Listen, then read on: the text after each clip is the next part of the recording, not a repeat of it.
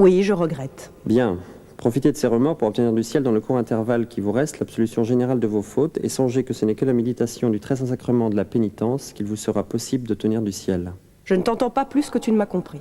Quoi? Je t'ai dit que je regrettais. J'ai entendu. Oui, mais sans le comprendre. Quelle interprétation? La voici. Créé par la nature avec des goûts très vifs, avec des passions très fortes, uniquement placé dans ce monde pour m'y livrer et pour les satisfaire, je regrette que de n'avoir pas assez reconnu sa toute-puissance. Et mes uniques remords ne portent que sur le médiocre usage que j'ai fait des facultés qu'elle m'avait données pour la servir. Je lui ai quelquefois résisté, je le regrette. Aveuglé par l'absurdité de tes systèmes, j'ai combattu par eux toute la violence des désirs que j'avais reçus par une inspiration bien plus divine, et regrette. Je n'ai moissonné que des fleurs, alors que je pouvais faire une ample récolte de fruits. Voilà les justes motifs de mes regrets. Estime-moi assez pour ne pas m'en supposer d'autres. Où vous entraînent vos erreurs, où vous conduisent vos sophismes. Vous prêtez à la chose toute la puissance du Créateur, et ces malheureux penchants qui vous ont égarés, vous ne voyez pas qu'ils ne sont que des effets de cette nature corrompue à laquelle vous attribuez la toute-puissance? Il m'apparaît que ta dialectique est aussi fausse que ton esprit. Je voudrais que tu sois plus juste, ou que tu me laisses mourir en paix. Qu'entends-tu par nature corrompue? Le Créateur est le maître de l'univers, c'est lui qui a tout fait pour créer, qui conserve tout par un simple effet de sa toute-puissance. Voilà un grand homme. Dis-moi, pourquoi a-t-il fait selon toi une nature corrompue? Quel mérite eussent-tu les hommes si Dieu ne leur eût pas laissé leur libre arbitre?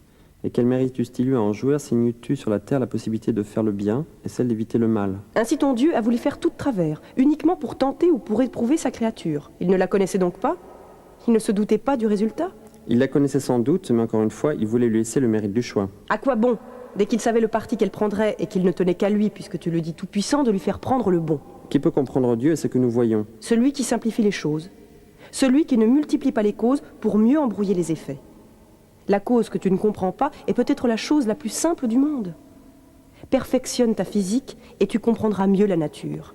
Épure ta raison et tu comprendras mieux la nature. Et tu n'auras plus besoin de ton Dieu.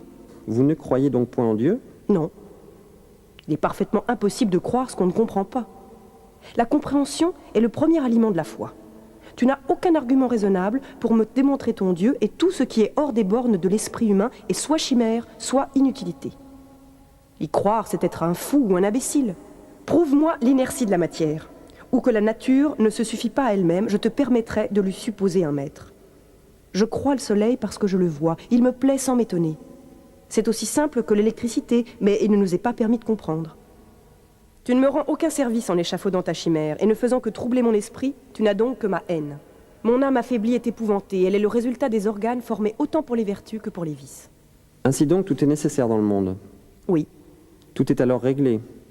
Qui te dit le contraire? Tout peut dériver d'une première chose sans raison ni sagesse. Où voulez-vous en venir? Les effets naturels ont des causes naturelles, sans qu'il soit besoin de supposer d'antinaturels tels que ton Dieu lui-même. L'inutilité seule de Dieu suffit à me convaincre que c'est une chimère. Il faudrait que je parle de religion. Pourquoi pas? Si j'étais assez faible pour me laisser prendre à tes ridicules systèmes qui rend la religion nécessaire, quelle forme me conseillerais-tu? Confucius, Brahma, le grand serpent, l'astre des Péruviens, le dieu des armées de Moïse, Mahomet ou une hérésie chrétienne? Prends garde à ta réponse. Peut-elle être douteuse? La voilà donc égoïste. Non, c'est aimer autant que moi que de te conseiller ce que je crois. C'est me donner de petites vues que de croire en ton Dieu qui, pour nous convaincre, avait pris des moyens aussi ridicules que ceux que ton Jésus suppose. Mais les prophéties, les miracles, les martyrs, tout cela sont des preuves. Je ne peux admettre ces preuves qui en ont besoin elles-mêmes. Un miracle en est un que s'il est contraire aux lois de la nature, et on ne peut pas l'affirmer. Ton Jésus n'a rien fait de plus singulier qu'Apollonius de Tyane, et pourtant personne ne s'avise à prendre celui-ci pour un dieu. La loi dictée par ton Dieu imposerait une adoration équivalente et une servitude qui empêcherait tous les hommes de voir le penchant secret de son culte.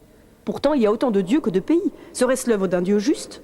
Jésus, Mahomet, Moïse, Confucius ne valent pas mieux les uns que les autres, même si le dernier dictait de bons principes pendant que les autres déraisonnaient. Tous ces gens-là sont des imposteurs que la justice aurait dû faire pendre. Elle ne l'a que trop fait pour l'un des quatre. Ah, c'est celui qui le méritait le mieux. Il était turbulent, fourbe, grossier farceur, méchant, dangereux, séditieux, calomniateur, et possédait l'art d'imposer au peuple et devenait punissable dans le royaume qu'était celui de Jérusalem à l'époque.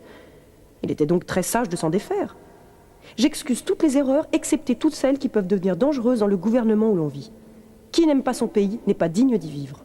Ainsi donc, le plus grand de tous les crimes ne doit nous inspirer aucune frayeur. Ce n'est pas ce que je dis. Il suffit que la loi le condamne pour qu'il nous inspire de l'éloignement et de la terreur.